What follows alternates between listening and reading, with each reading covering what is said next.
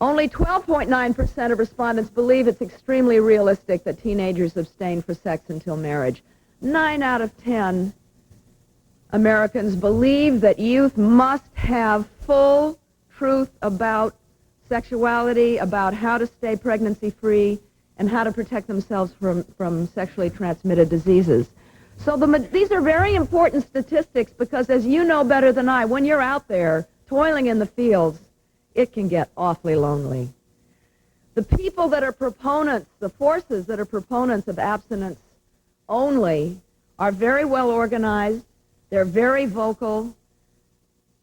We represent the silent majority, that huge percent of Americans who believe in giving youth the truth are not as well organized and not as vocal. Part of what the Durex Truth for Youth campaign is trying to do and will try to do over the next year is encourage that silent majority to step forward, to find out what is being taught in their schools, what are their children being told, and to call their governors and advocate the kind of program that Truth for Youth is talking about. A balanced, responsible, comprehensive, abstinence-based sexuality education which provides medically correct and reality-based information about contraception and sexual health.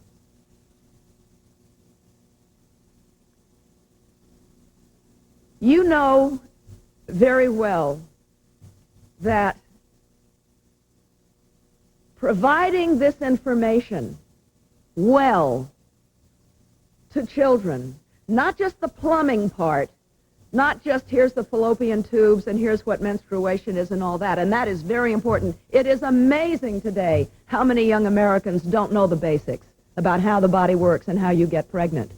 But more than that today, we know from research and experience that if you add on to that skill building, teaching children through active role-playing how to negotiate, how to say no, refusal skills, negotiate contraception use and so forth, that it not only imparts knowledge to them, but it changes behavior. Changes behavior. Now, it's interesting, of all the things that are taught in our schools, only sexuality education is asked to actually change behavior. Well, until now, we didn't know how to teach it in a way that went beyond knowledge, but we do now. We don't demand that of our civics classes. If we said we want to teach civics in a way that will turn our children out more civil, we teach it differently. There's another way to do it. Well, we know now how to do that with sexuality and family health education, and we should be doing it. And hopefully in a year, because of the Durex Truth for Youth campaign, we will move closer to a time when the majority of Americans will demand, this is a democracy after all, demand what countries around the world are doing. You know, we should learn from them. If you look at the other industrialized countries, Europe, France, the Netherlands, Scandinavia, even Canada, their rates of teen pregnancy and AIDS and abortion way, way, way low. And you know why? Is because they view it as a health issue. Straightforward. They don't get it mixed up with morality. It's a health issue. And that's what we should be doing in this country.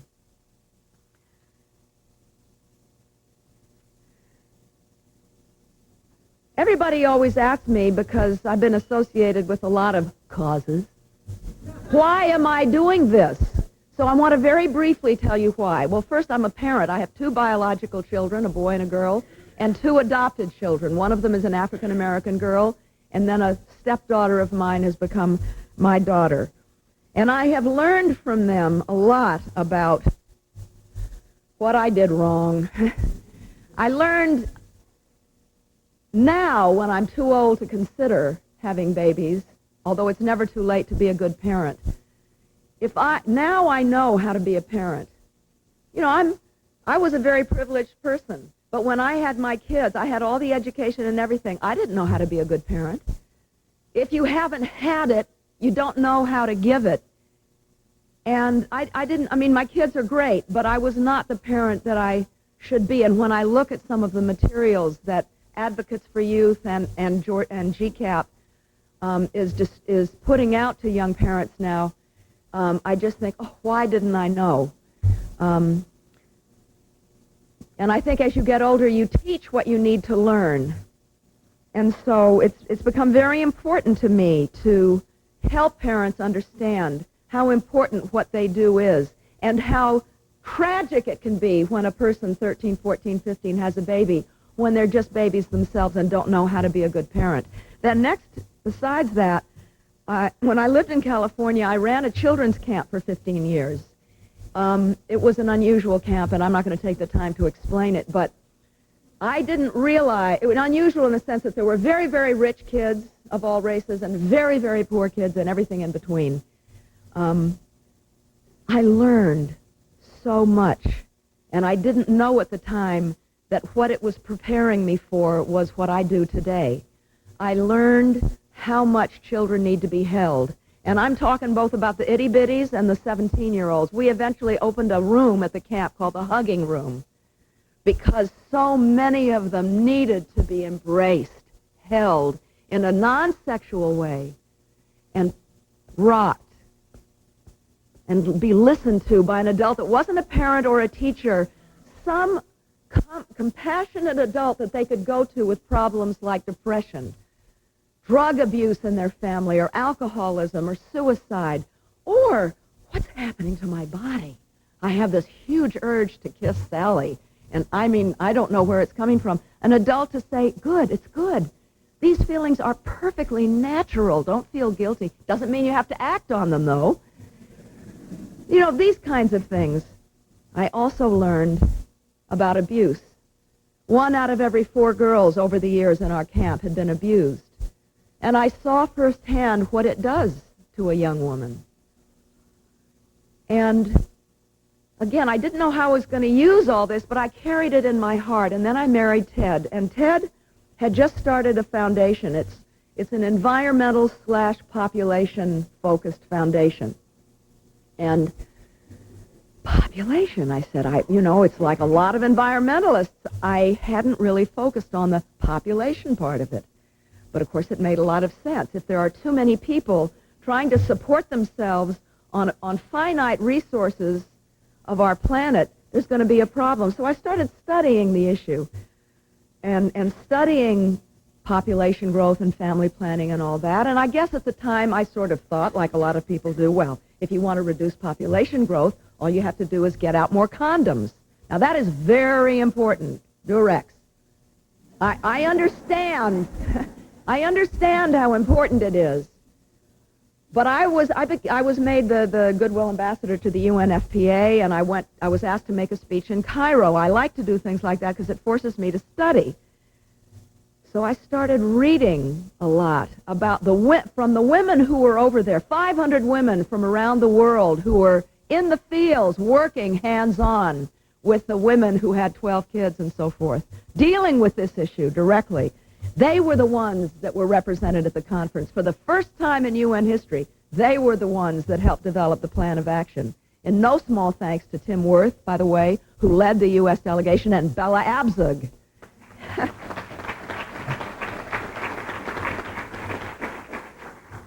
So to sum up, in Cairo, my mind was blown. It was a turning point in my life. That plan of action and those women said, yes, family planning is key. But to work, it has to be top quality. Women have to have choices in the contraception they use. They have to be talked to, and the clinics have to be friendly to youth, not judgmental, not moralizing, not putting them through the door like robots. This is stuff I'd never really thought of. Then they started talking about educating girls. Then they started talking about microenterprise. When a young girl and woman becomes a wage earner, even if it's only $17 a month, as is the case with the garbage collectors in Cairo, that $17 a month changes her self-concept, changes her position in her family. Or if it's a grown woman, if she joins a collective of women entrepreneurs like the Self-Employed Women of India that the Turner Foundation had been giving money to, when you look at where we gave money in the areas that were most effective at reducing population growth, they were things like Sewa, Ella Blatt, self-employed women. Women earn a little money, they can come home, and they then can say to their husband, not without a condom, you don't. And before then, they had no sense of self, of identity, of power to be able to negotiate. Well, we came back to Georgia. I was thinking, I had all of this stuff in my head, this incredible new information about what population growth really means in a context that this is where I get touched, because this is not the macro view. Ted is the big vision guy. I like, as most women do, I like on a community level. I mean, you can't go bopping into some community in Atlanta and say, okay, guys, there are too many people on the earth, you've got to stop having babies. You'll be kicked out of the community pretty fast. There's a word for that, genocide, right? You have to understand, this is where it gets really interesting, why 13-year-olds have babies, why 17-year-old boys feel compelled to sow their seeds willy-nilly and so forth. So at that time, Georgia had the highest rate of teen pregnancy, and we decided to do something about it, using the Cairo Plan of Action and Americanizing, Georgiaizing it. And that's what GCAP is, this very comprehensive approach. As our director, Kathy Keeley, who's here, who interestingly enough, her background, she was the person who brought microenterprise to the United States, founded the most successful model in Minneapolis called the Women's Economic Development Corporation, which has been multiplied all over the place. That is the woman that runs our organization. And later, during the Q&A, if you have specific questions, I would like her to come up here, and because she's really impressive, and answer them with me.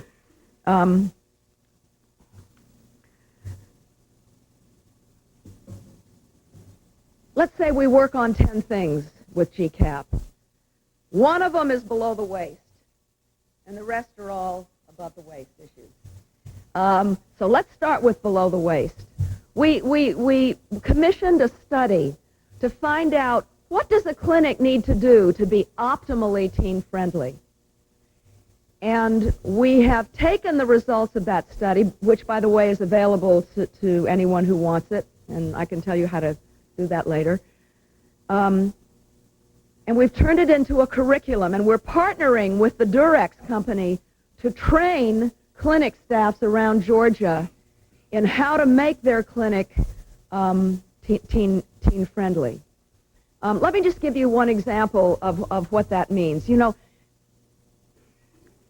Title X recipients in these clinics are like public schools. In order to get the money, a certain number of bodies have to go through, and that's easy when you're dealing with adults. You know, we know what we want. We go in to get what we need, and then we're out the door. Kids are different. They need to be, they're scared to go in the first place. Their girls are often just terrified and won't come back because of the idea of a pelvic exam. Postponing the pelvic exam for a few visits can make all the difference in the world in encouraging a girl to come back for more visits. Taking the time, they're seeking answers. They're seeking somebody to listen to them. So it becomes complicated for the staff. It's not so quick.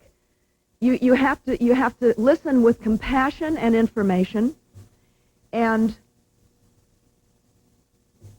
if you say, here's the traditional approach is, and you've begun to have sex, or you're thinking about, you know, having sex, here's the contraception, and here's how to use it.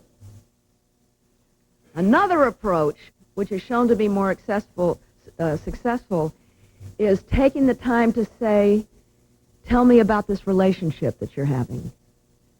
How does he treat you? What do you see the future? Getting into the deeper issues, which nobody ever talks to these kids about what does a sexual relationship mean? How does it connect with love, with commitment, with safety? Have you ever asked him about using contraception? Have you ever told him that you don't want to have, talking about abstinence, making it okay for the child to abstain, encouraging the child to talk to their parents, or if there's been a problem or abuse, working with the child to find a significant other within the family orbit that could be talked to, trying to place it on a much deeper, more human level than simply, here's the condom and this is how you put it on a banana and so forth.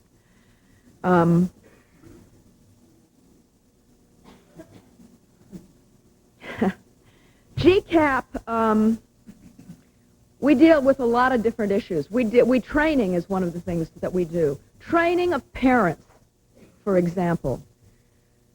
A woman named Jean Blake has made a video called Raising Healthy Children. And by the way, the video is going to be screened at Raising Healthy Kids. It's going to be screened from 2:30 to 4 in the embassy room. I urge you to go see it.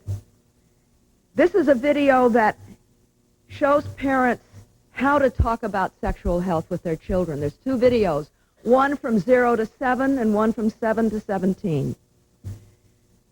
Barbara Huberman is in the video and provided a tremendous amount of information and technical assistance to us.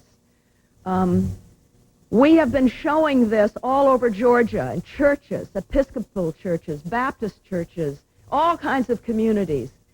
And with very few exceptions, like it was Kathy Keeley that got this in the face, there was a public health worker in a small rural town that said, this is totally wrong. You can only tell children that babies come from God. You cannot tell them about sperm and sexually transmitted diseases and those things. It's scary. These are the kind of things that we are developing with Jean Blake to help empower parents to talk to their children. We're going to be doing one called Raising Healthy Girls. And then we're going to do one called Raising Healthy Boys. And we're going to do one about the importance of being a father.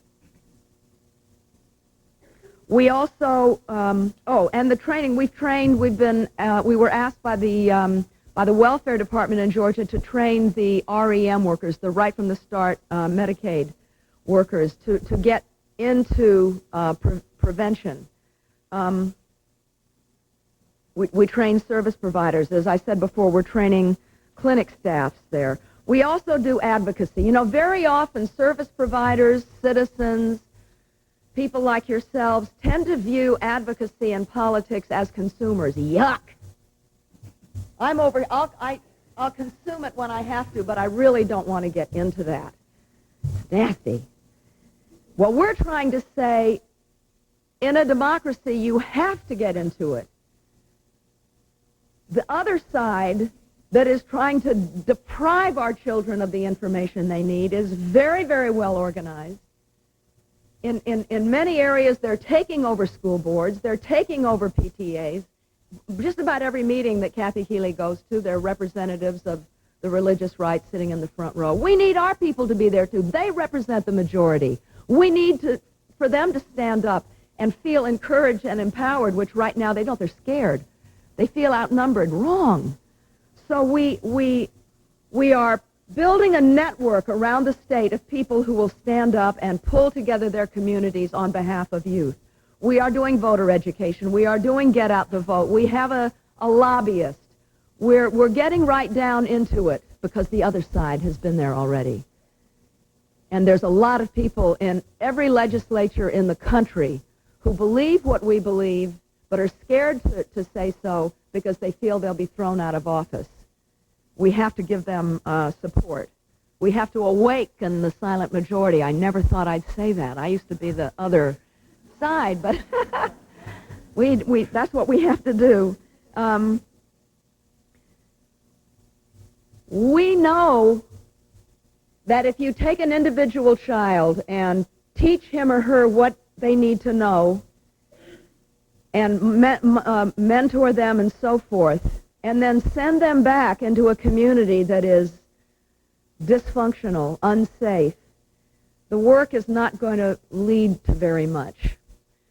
So if you're working in the area of youth, you have to also work in the area of community. You can't go into a community that is filled with violence and murder and gunshots and drive-by shootings and open elevator shafts where children fall down and so forth, and say to a boy, you can't get these girls pregnant. It's the only legacy he thinks he's got. Only thing he has to leave behind. He has a very real reason to believe he won't live to be 20. And so that has to be looked at. I have become friends with a man named Dr. Felton Earls of Harvard University, who is leading a tremendous longitudinal research study in various communities in Chicago. It deals with youth and violence, but some of the things that they are learning relates to what all of us do. What they're discovering is that the number one issue that leads to violence, drugs, alcohol, teen pregnancy, the whole panoply of antisocial behavior, is the presence or lack thereof of collective efficacy in a community. Collective efficacy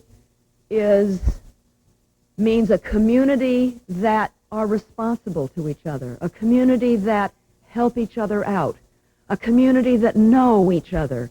It doesn't matter, says Dr. Earls, whether it's rich or poor. He said the highest levels of collective efficacy can be found in the first and second generation Latino immigrant communities. They bring a social structure with them, and it is solid. Some of the I can tell you, I come from Bel Air. Boy, there's some communities. I mean, I don't come from Bel Air, but my dad used to live there, and I would love to test the collective efficacy of Bel Air. I'm not so sure, you know. So it has nothing to do with money. It has nothing to do with race. It is a complicated issue having to do with the cohesiveness of a community. Now, what they're studying now, what they're trying to come up with that will be of tremendous benefit to us is, if it's not there, how do you create it? If there's a little of it, how do you make it more?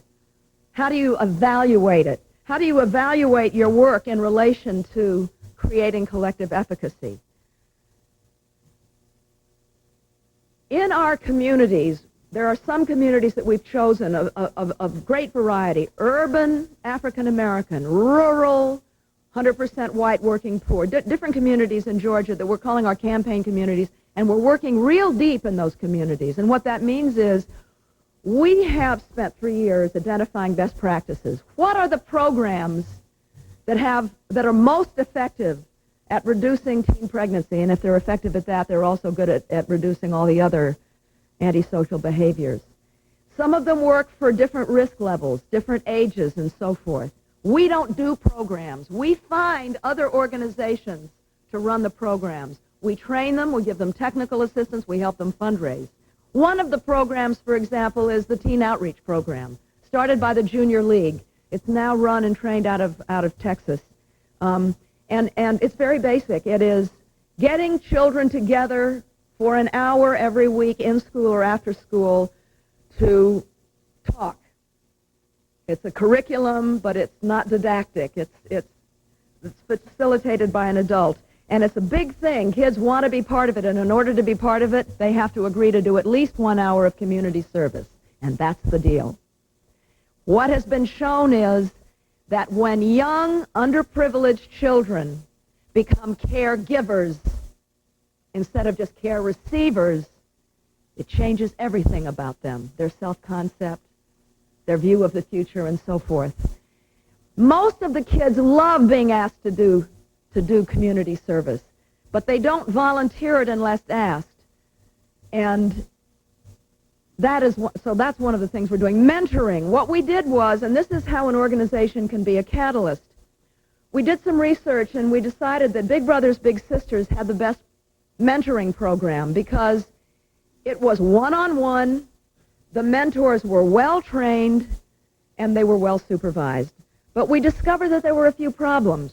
They had never trained their mentors to talk about gender issues and sexuality with the mentees. Aha! We brought Girls Inc. to the table. So along with the rest of the training curriculum, Girls Inc. does some sessions on how to talk to children about sexuality. Then we discovered they had a hard time recruiting men. Well, there's a lot of reasons because, men are, too busy and so forth. But,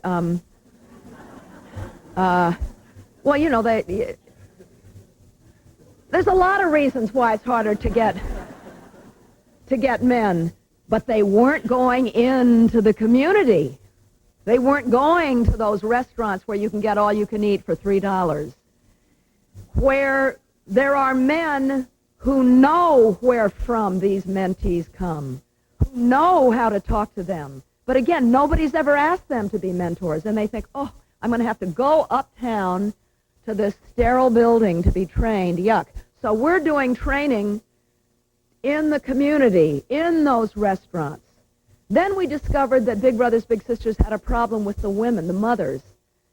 And it's very understandable.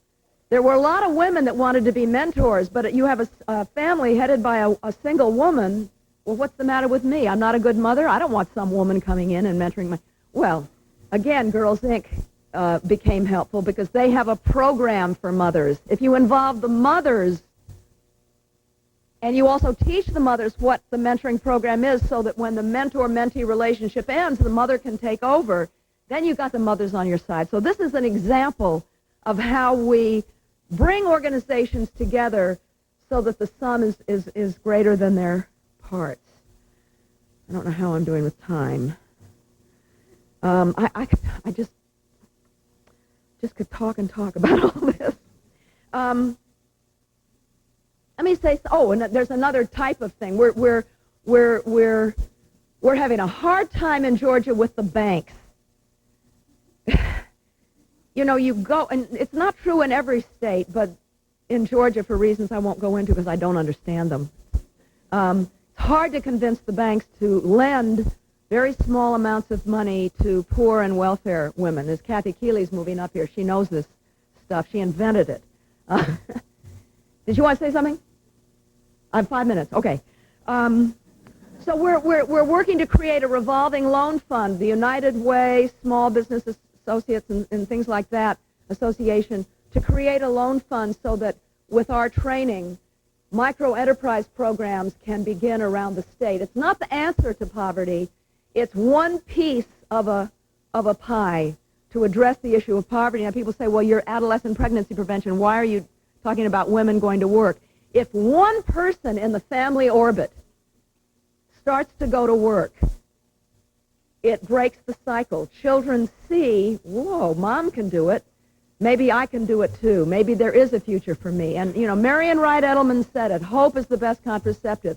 We have to give children a sense of a future. Otherwise, why not have children? There's nothing to compromise. Everybody they know has children. The hardest thing that faces us is changing community norms. When you look at communities where a boy approaching 20 has not sired 2, 3, 4 children and he's viewed as a wimp, it is not acceptable for him to turn 20 and not have any children. It is, and then on the girls' side, it's a second chance for them.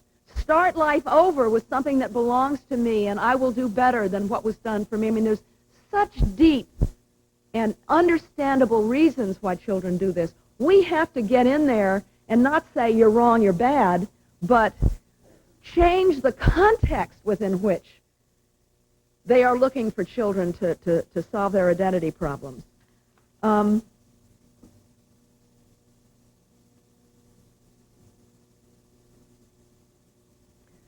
one last thing, because many of you are service providers, and I've been a community activist, and I have all too often gone into communities thinking I had the answers, and I haven't listened.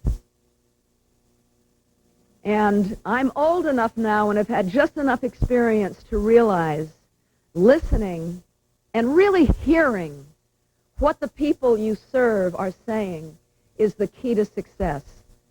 It is amazing when you really listen and make the person you're listening to feel comfortable so they'll really talk, how many answers you'll find. We have to, with great empathy, understand their context and make them, not do for them, charity kind of things, But find ways, and listening can be as simple as that. Find ways to make them feel that they know the answers and they can be part of the solutions.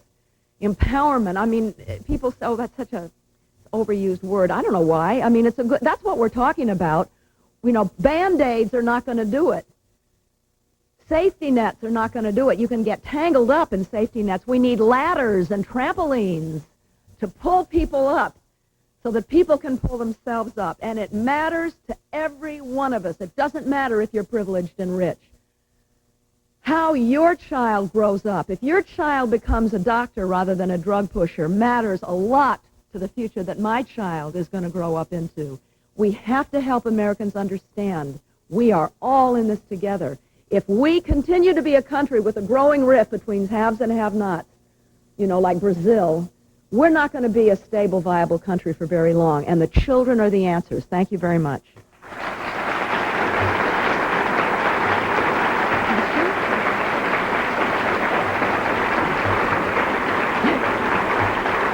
Thank you. Thank you. Thank you. Today, join us. Teenagers for 5 years. And I've seen some interesting phenomena just in the last 5 years, and I'd like to know how your program addressed this. So first of all, the good news is condom use is up. More and more kids are using condoms. The bad news that I tend to see often is that many girls choose not to use birth control pills or Depo-Provera or Norplant because there's a lot of myths around them in the community. It's very hard for us to break through those myths. And the third thing that we're seeing that I think is also very unusual is we now have a new type of visit where it's a mother-daughter visit, and it's the mother requesting the birth control, not the child. The girl comes of age. I call it Depo-Provera as a rite of passage visit, because what happens, some of you are laughing because you probably know, what happens is the young lady begins to menstruate, whether she's sexually active or not. The mother drags her in and says, she's ready for her Depo. She's going to get that shot.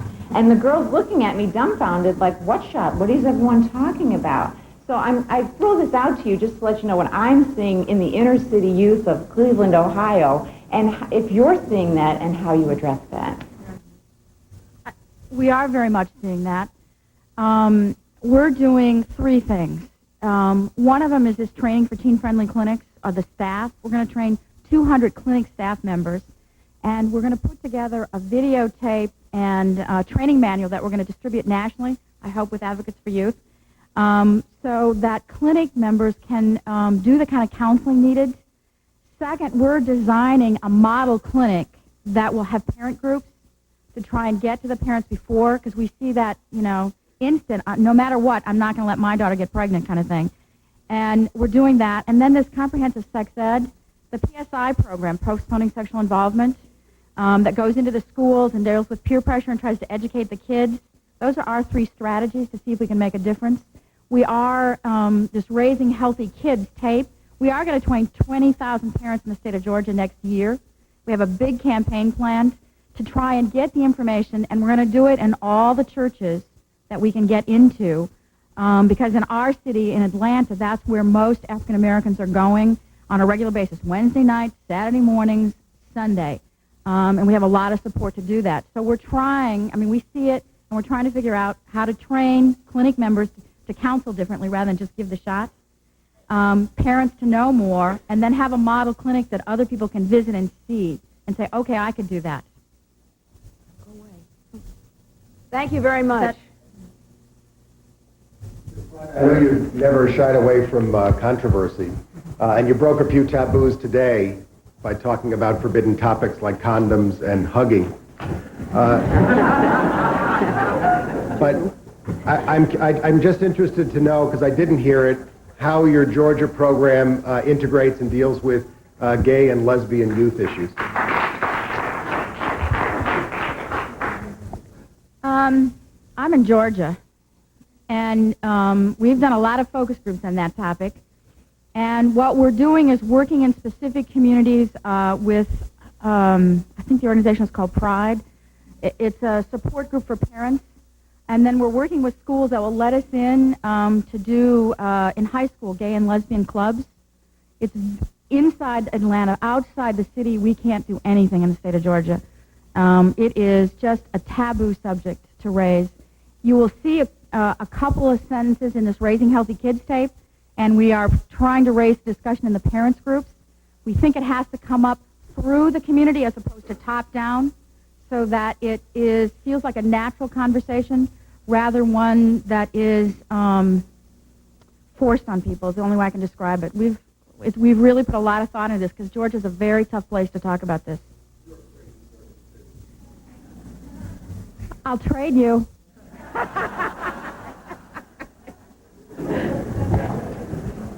Yes. I'll trade with him too. I just moved from New York to North Carolina, where I work as a public health consultant with the state. North Carolina I'm learning, is a lovely state full of richness and a lot of good things. But as recently as this week, there was a county that decided that rather than violate the law in North Carolina, which says that only abstinence-only model is what will be taught, they removed chapters of textbooks so that high school and middle school, I think ninth grade students would not be allowed to get a good sex ed model. It's one thing to be the vocal or the silent majority, but how do you deal, especially in Georgia, which has a lot of similarities with North Carolina, how do you deal with the vocal minority that not only is very vocal, but also has their trenches dug deep in the state legislature? We organize.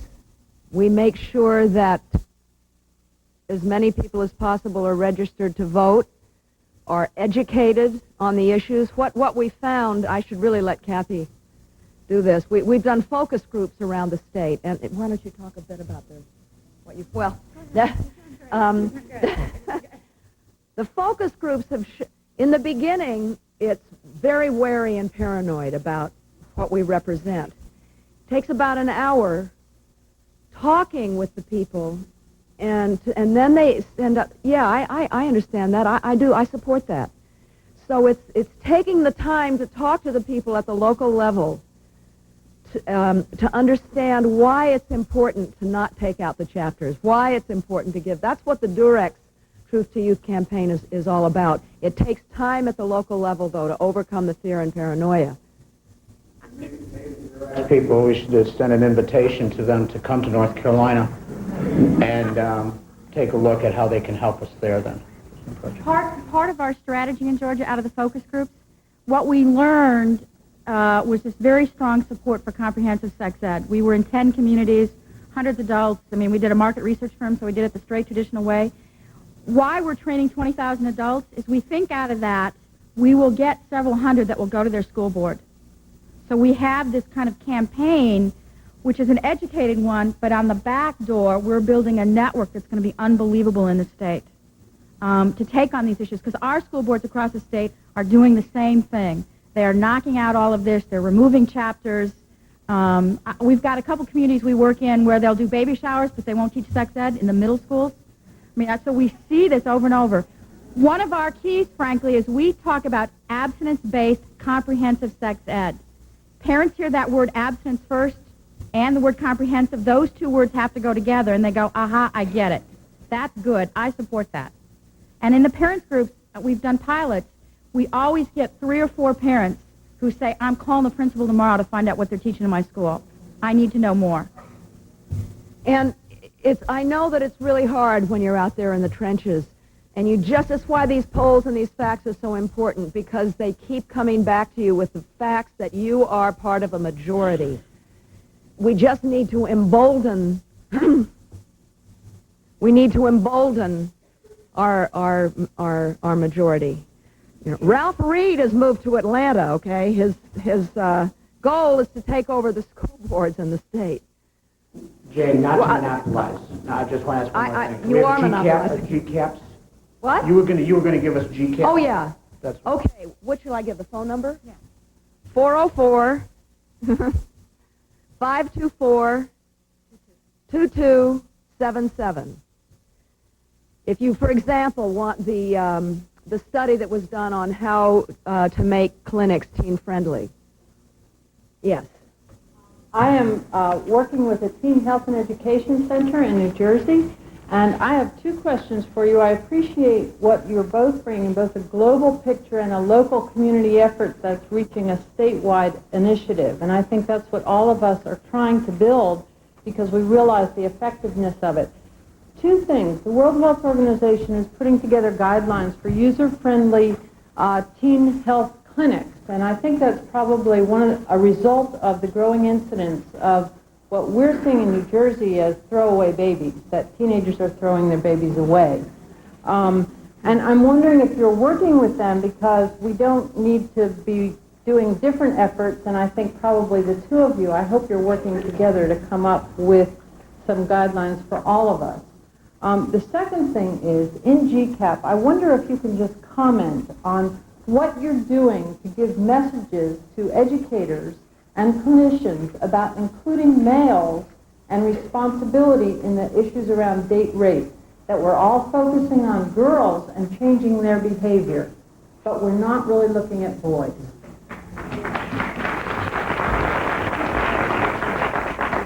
We have been piloting gender workshops with boys and girls both, and we put the girls and the boys in separate rooms for the day, and then the next day we put them together.